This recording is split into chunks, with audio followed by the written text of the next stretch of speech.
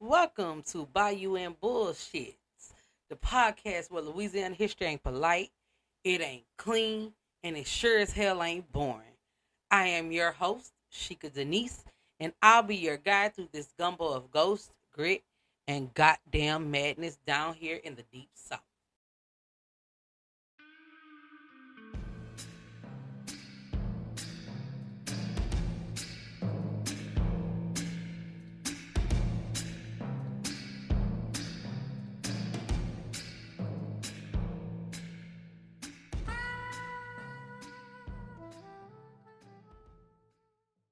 Now, before we get started, this is my 30th, 50th, 80th time recording this episode.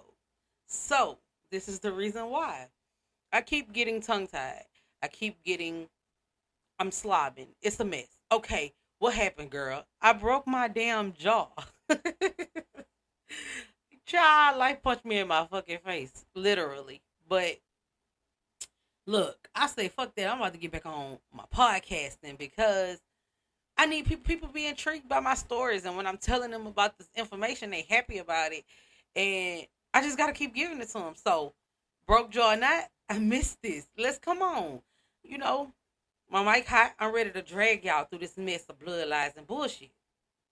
All right, so if you've been rocking with me since the beginning, girl, when you changed the name, well, I had to recently change my name because there is a podcast called Louisiana Unfiltered. And the lady who has the podcast is actually more popular than me. She was a news reporter. So I'm going to just let her have that shit. And I don't want to get sued because, it's too similar. Or, a nigga got a man bun and a latte and he decided he want to fight some shit. No, don't worry about it. I'll just get popular with this Bayou and bullshit. Okay? Same sauce, spicier kick, new name, same shit. Ha ha.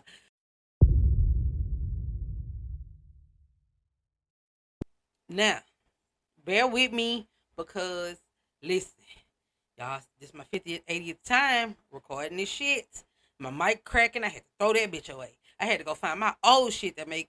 Come on now. So let me try. So if you hear some little audio quality issues, bear with me. Put y'all headphones on. Ignore it. We're gonna get better with time. Thank you.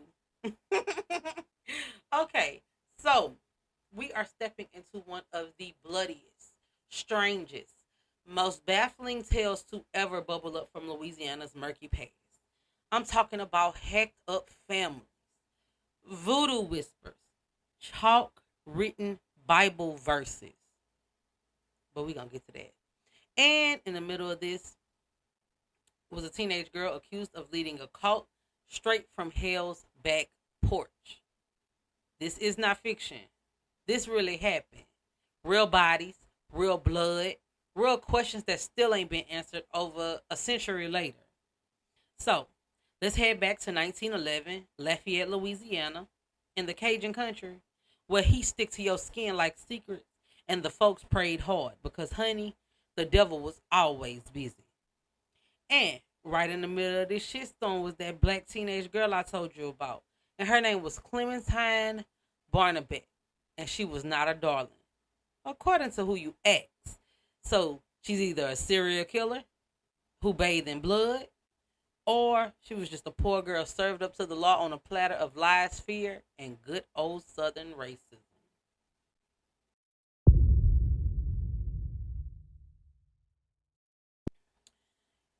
Clementine was born around 1894 in St. Martinville, a tiny southern town where the Spanish moss hangs low, and so do the chances of a black girl making it out safe. Her home life was fucked up. Her daddy, Raymond Barnabet, he was known for being a cruel, violent, nasty man. He was mean as a gator with a toothache. And her mama, Donna, however you want to say it, Dina Porter, she barely even show up in the records. She like a ghost, like she don't exist. But she did exist because Clementine existed, and Raymond was beating the fuck out of her. So, she really doesn't make any interest into the story. But she had siblings, and she had a sibling named Zephyrin, She had a sister named Pauline, and there was Tatit, and there may have even been a brother named Noah. But Zephyrin is the most popular one of the family because he was tangled into this bloody mess. The Barnabets moved around like smoke, always following work near the rail line. So they never really made any roots, no peace, just poverty and abuse and that heavy ass southern fear that gets passed down like family heirlooms. Clementine grew up hard, and when the murder started, the cops already had her last name on file. She later testified in court that she saw Raymond's nasty ass come home covered in blood. And that, my friends, may have been the moment this entire case took a hard left turn into hell. Now, here is where this whole gumbo starts getting extra spicy. The Church of Sacrifice. Y'all, this wasn't no sleepy Southern Baptist congregation singing Amazing Grace and passing cornbread. No, ma'am. It was reportedly a rogue offshoot. Maybe real. Maybe a dream. We don't know. Called the Church of Sacrifice. Followers were said to believe that if you killed the whole family, drenched yourself in their blood, and anointed yourself, like holy oil, but blood instead, then you'd be saved, protected, cleansed. Like killing was the key to eternal life. Yeah, no, I said that. But they said Clementine and others went to services led by some backwoods preacher named King Harris. Not much to know about him. I don't know nothing. But he sold consecrated voodoo bags filled with grave dirt. Yeah, dirt from the fucking graveyard. Cat bones and snake heads. And he said his bags made you invisible to the law. Spoiler alert, the shit didn't work.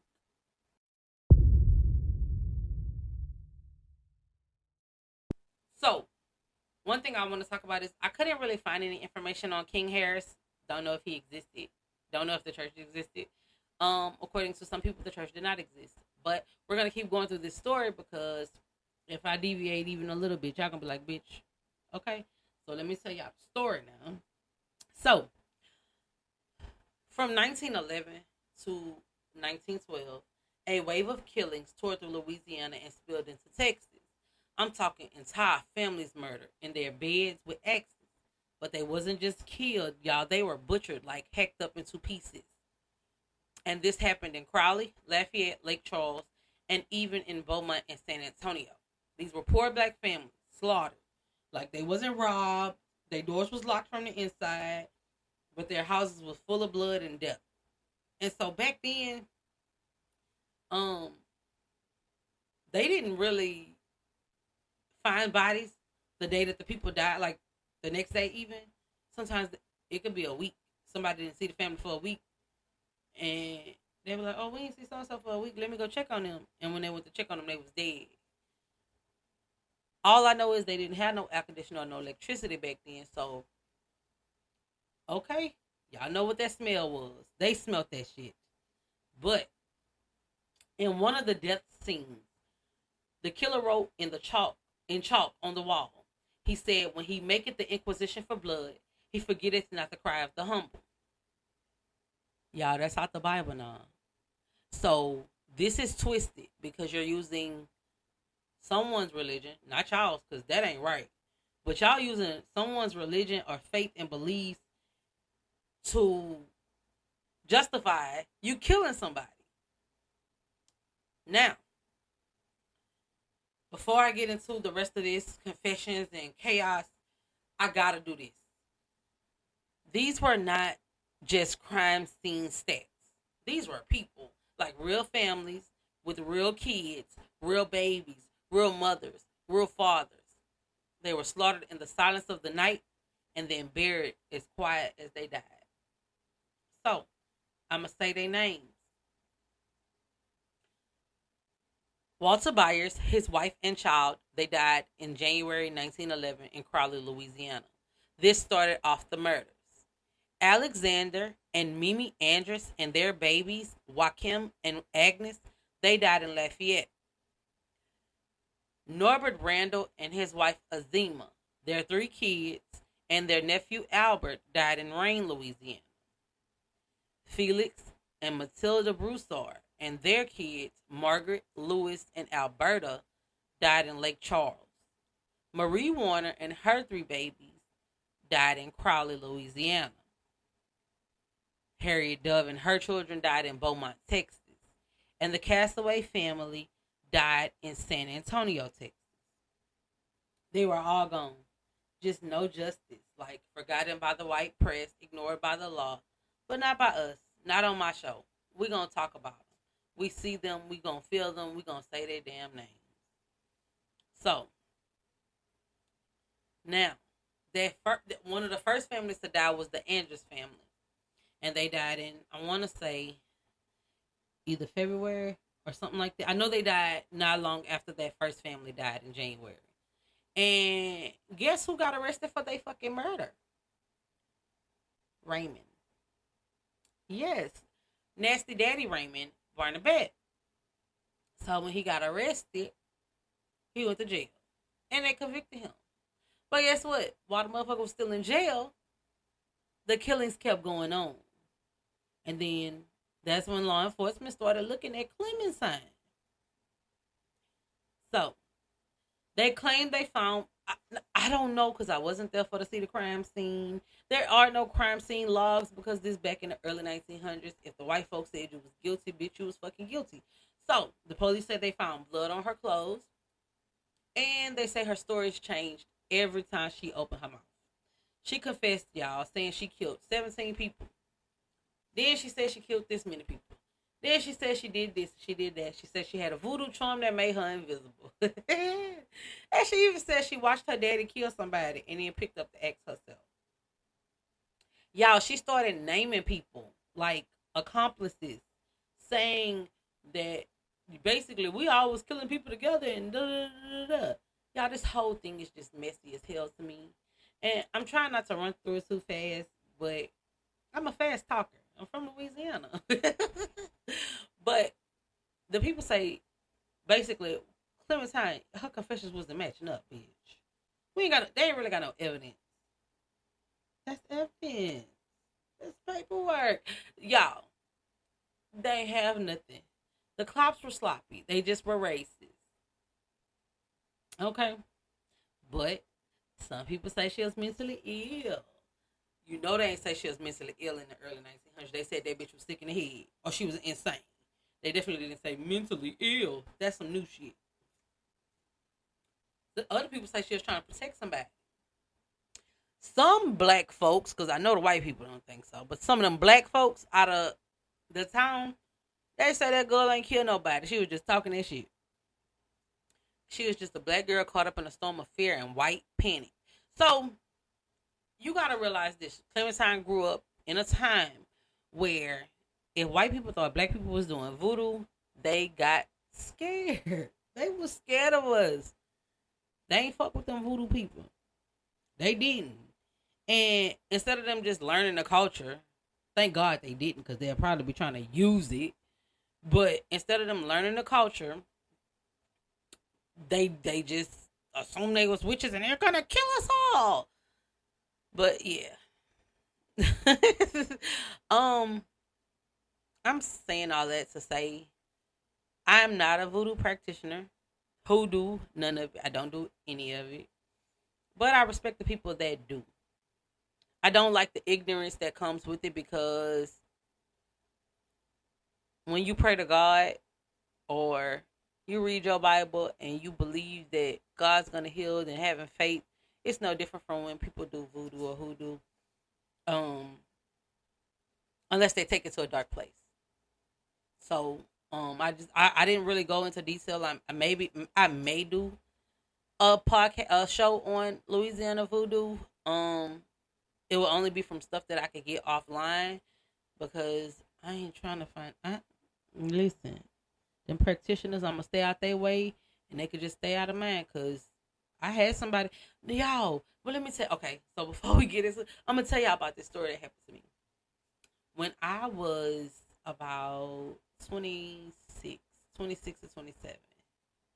I was in my mid to late 20s. And I used to work at this.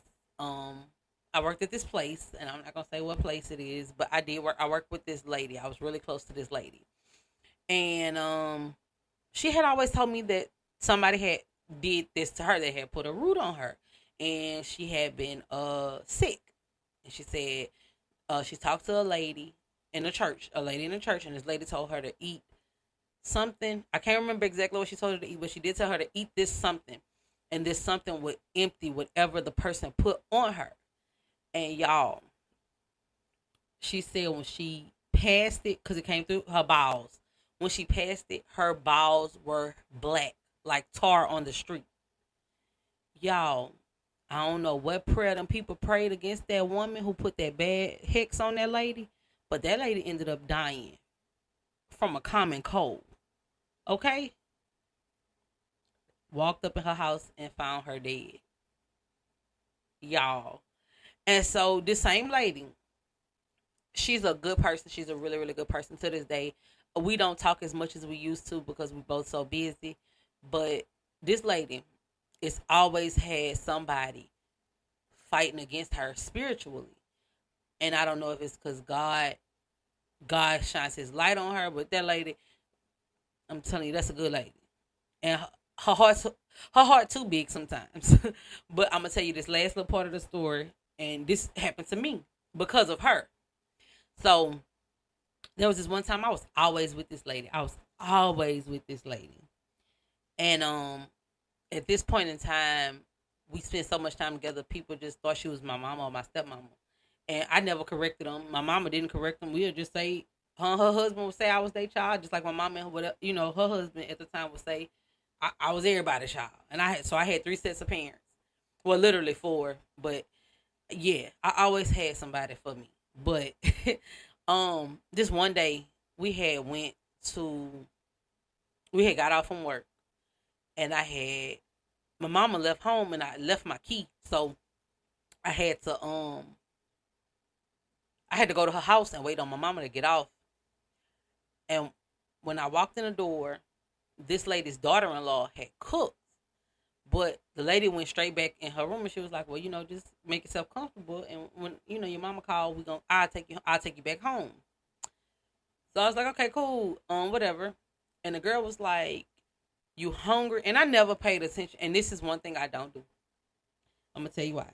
So I didn't pay attention, but the girl asked me, "Was I hungry?" And I said, well, and I was starving. And she had cooked red beans and fried chicken. Y'all, that shit looked so good. When I say that shit looked so good, and it smelled so good, and I was like, "Fuck yeah, I'm gonna eat this red beans and chicken." Y'all, I ate the red beans and chicken, and when I say tow that shit up, they ain't have nothing left on that plate. I got home probably about 2 or 3 hours after eating.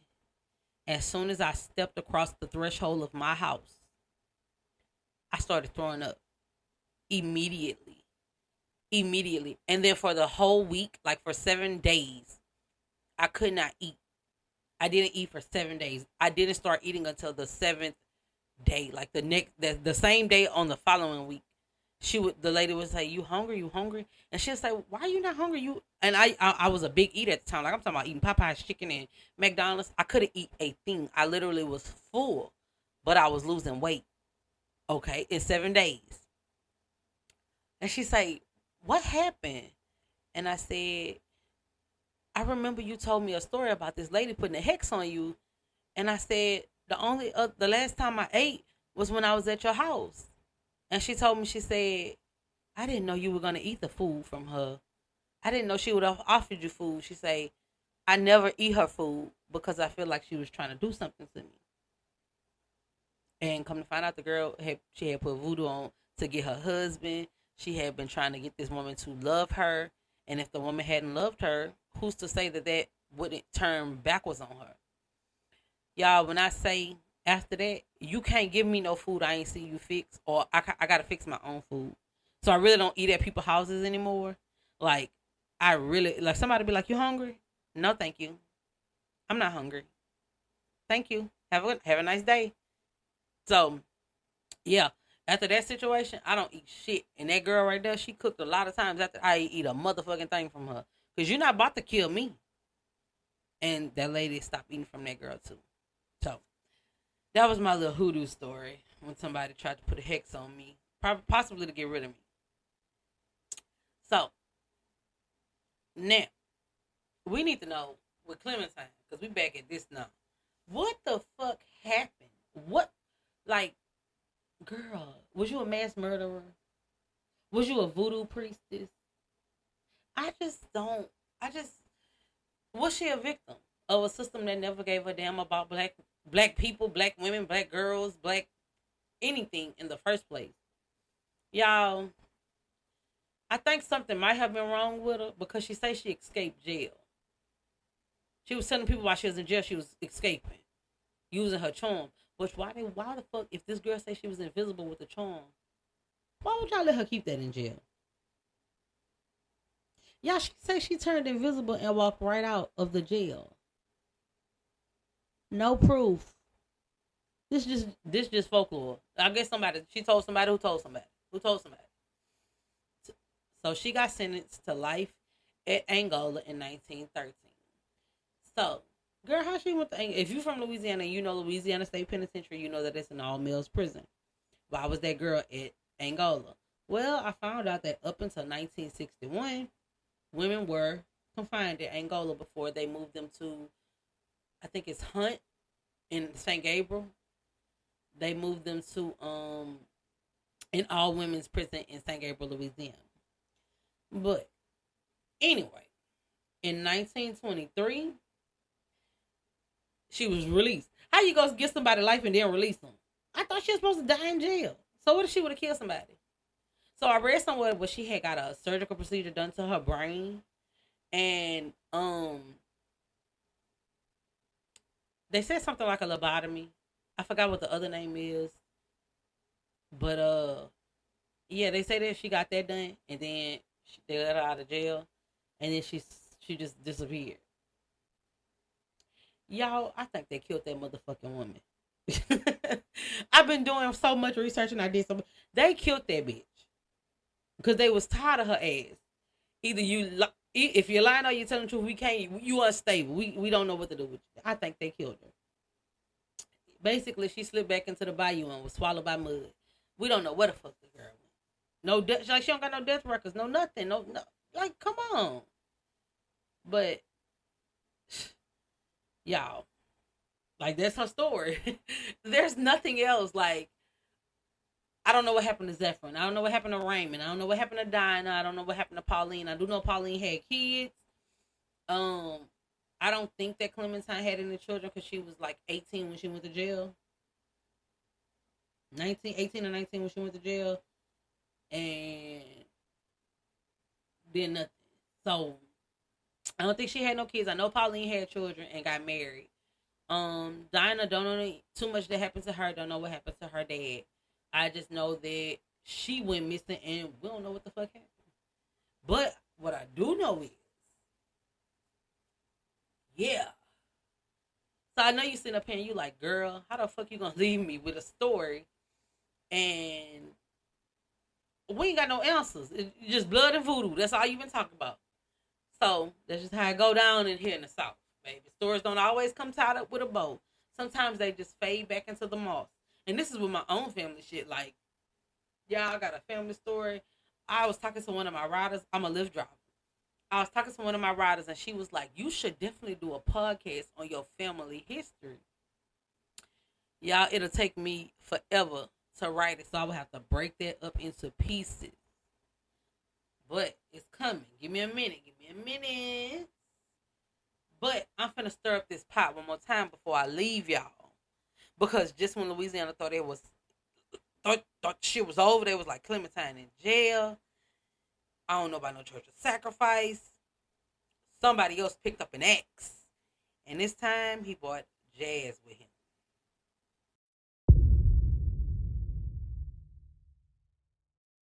So, so less than a decade after Clementine was locked up, somebody else came out of the night, and we don't know if it was a man, woman, dog, or child. But this is what we do. Let me talk about his ass. He ain't hide behind no coat. He ain't hide behind no confessions. No, he called himself the Axeman of New Orleans, and he came swinging with brass in his soul and death on his mind. Now, I ain't saying they was the same person, but I am saying it's real damn funny how these two killers both came out of Louisiana. Both bought an axe to bed and both had the whole state gripping their rosaries and sleeping with one eye open because Louisiana is a big Catholic state. So, might have had a rosary. Okay. So, maybe he was a copycat. Or maybe he was just a demon. Or maybe, just maybe, Louisiana breeds this monster like it bruises hurricane. Strong, dark, and hard to forget. So go ahead and pour another drink, sugar, because this next story is Jazz and Blood, and it's got a letter straight from hell.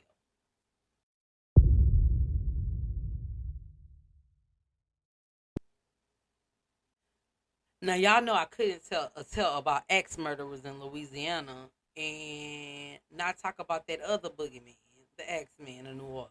So, but child, if Clementine was chaos in the countryside, the Axeman of New Orleans was straight up murder with a soundtrack in the city. Let's set the scene. New Orleans, 1918. Spanish flu running wild. The streets smelling like sweat, spirits, and seafood and piss. Folks was already on edge, but then the killing started. And we ain't talking just murder. We talking about people getting their heads cracked open in their own damn homes while they slept. The X-Man didn't care if you were rich, poor, black, white, grocer, baker, or just trying to make it through the goddamn week. He came in through your back door and literally took your own ex out your house and left you leaking on the kitchen floor. No robbery, no motive, just rage. And baby, he left a trail thicker than roof. Okay? I don't know if y'all like all these Louisiana innuendos. I kind of like them though.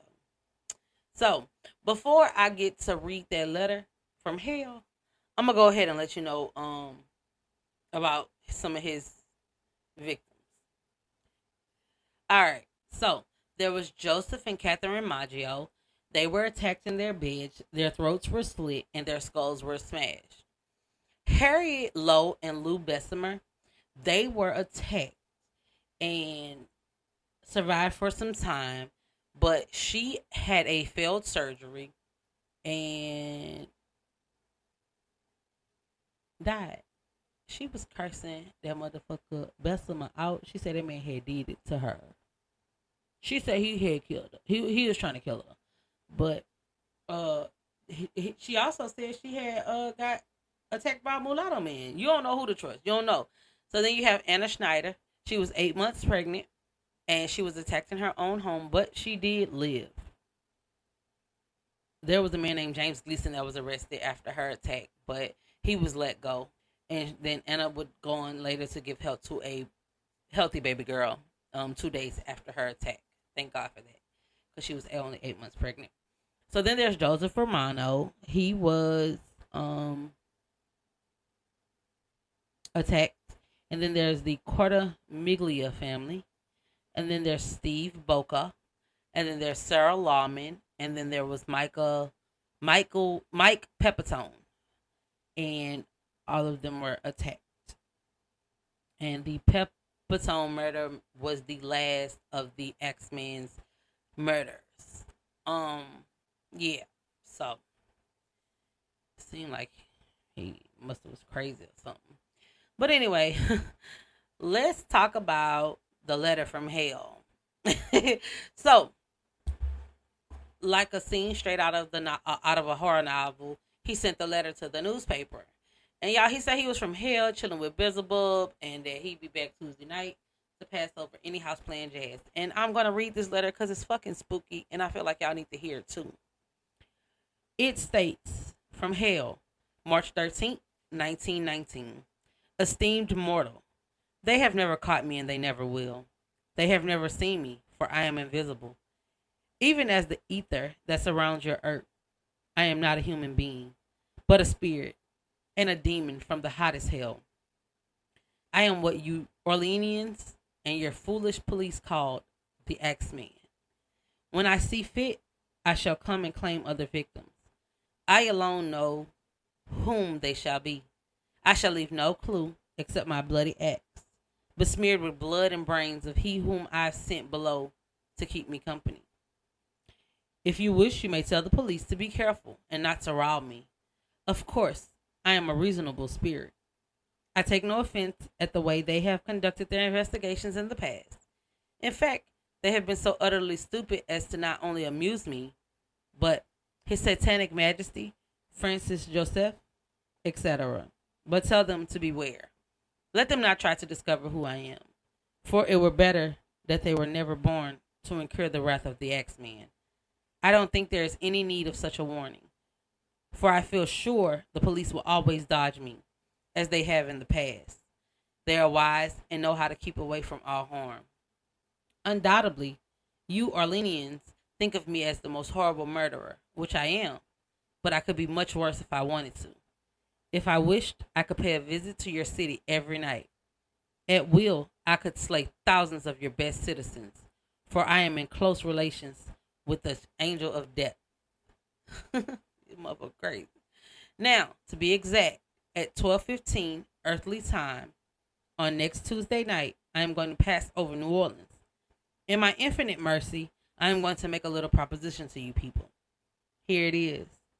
I am very fond of jazz music, and I swear by all the devils in the nether regions that every person shall be spared in whose home a jazz band is in full swing at the time I have just mentioned. If everyone has a jazz band going, well then, so much the better for you people. One thing is certain, and that is that some of your people who do not jazz it out on this specific Tuesday night, if there be any, will get the axe. Well, as I am cold and crave the warmth of my native Tartarus, it might be Tartarus, y'all. Don't listen, all right? It is about time I leave your earthly home. I will cease my discourse, hoping that thou will publish this, that it may go well with thee. I have been, am, and will be the worst spirit that ever existed, either in fact or realm of fantasy. The Axeman. That motherfucker was crazy, y'all.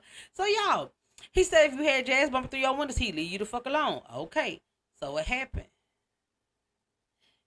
New Orleans turned into one big sweaty ass jazz party. That's what happened. Y'all, when I say everybody was dancing their ass off that night, they played that jazz music. Okay? A killer who loves jazz.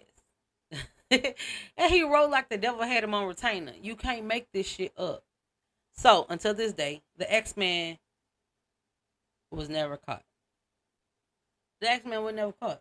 They don't know who he is. Nobody know nothing. He say he was a demon.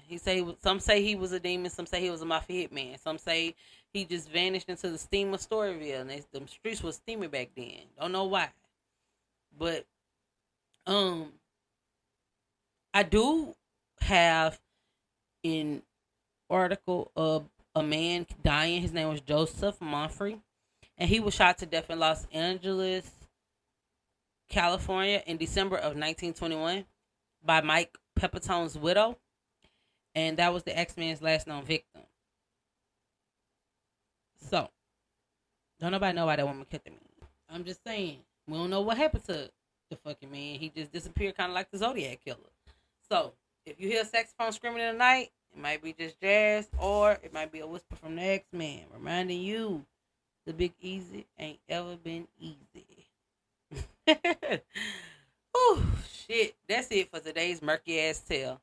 Whether it was voodoo, vengeance, or just plain old bullshit, we may never know. But down here in the swamp, in the bayou, stories don't die. They rot. They whisper. And they sure as hell make for one hell of a podcast, huh? Well, baby, that's it for this episode. But the bayou don't sleep, and neither do we. If you love your history hot, honey, and a little unholy, you're in the right damn place. Follow me on Instagram at Bayou and Bullshit Pod. No I in that bullshit. Don't get cute. I'm also on X at Bayou and Bullshit, acting up as always. Same, no I. And join the Bayou and Bullshit podcast discussion group on Facebook, where the story doesn't stop when the mic does. Until next time, stay curious, stay reckless, and don't let them spirits catch you slipping.